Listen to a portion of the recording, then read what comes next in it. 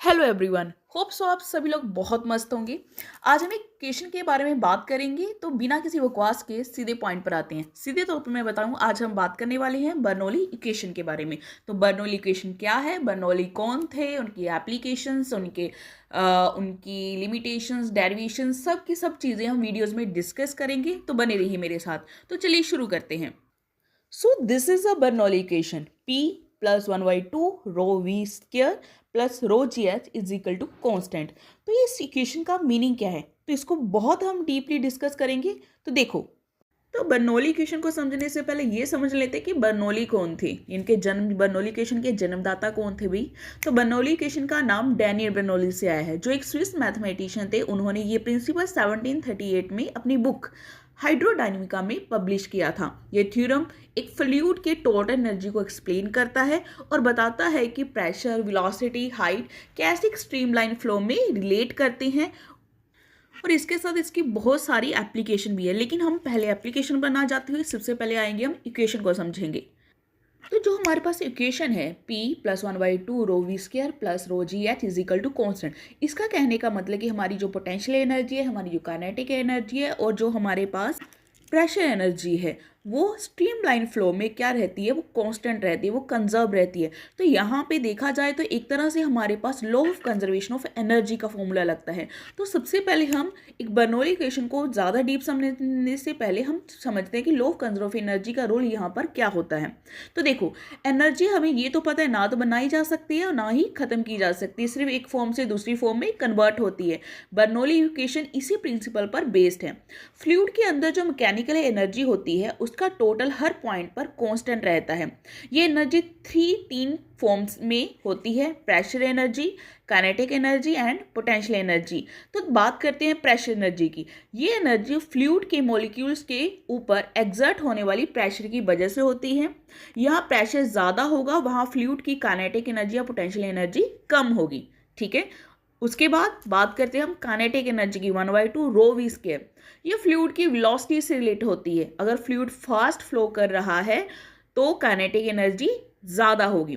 और बात करेंगे अगर हमारे पास लास्ट पॉइंट रो जी एच पोटेंशियल एनर्जी की, ये फ्लूइड की हाइट या एलिवेशन से रिलेट होता है। जितना फ्लूइड होगा उतनी ज़्यादा पोटेंशियल एनर्जी होगी।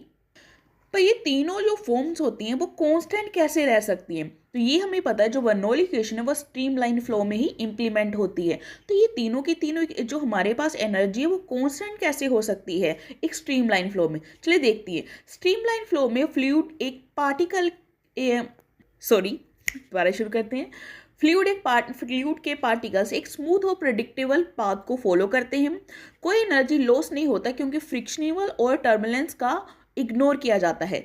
इसलिए फ्लूइड के अंदर total energy, pressure, kinetic, potential energy वो कंजर्व रहती है। और बर्नौली इक्वेशन, इसीलिए इसको बर्नौली इक्वेशन को कांस्टेंट होती है।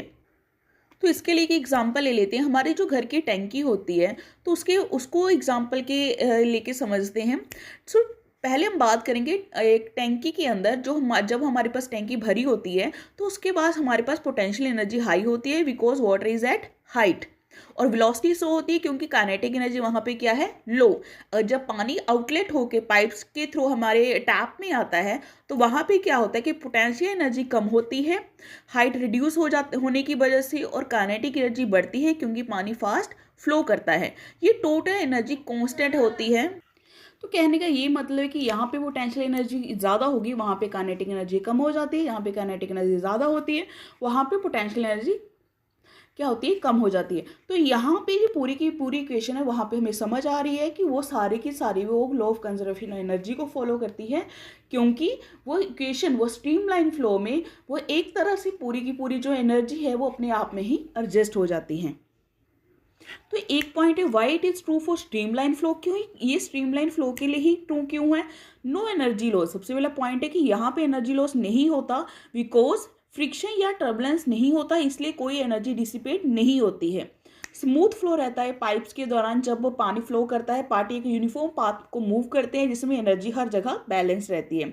कंजर्वेशन ऑफ मैकेनिकल एनर्जी रहता है स्ट्रीमलाइन फ्लो में, जो एनर्जी एक जगह से स्टार्ट होती है वो हर पॉइंट पर सेम रहती है। तो यहाँ पे कहने का ये मतलब है कि बर्नौली इक्वेशन सिर्फ इसलिए कांस्टेंट है क्योंकि ये लॉ ऑफ कंजर्वेशन एनर्जी को फॉलो करती है और स्ट्रीमलाइन फ्लो में कोई एनर्जी लॉस नहीं होता।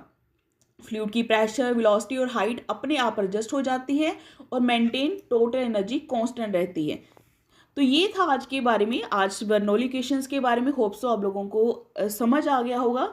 तो फॉर नेक्स्ट डेरिवेशंस के लिए watch my next video. Thank you so much.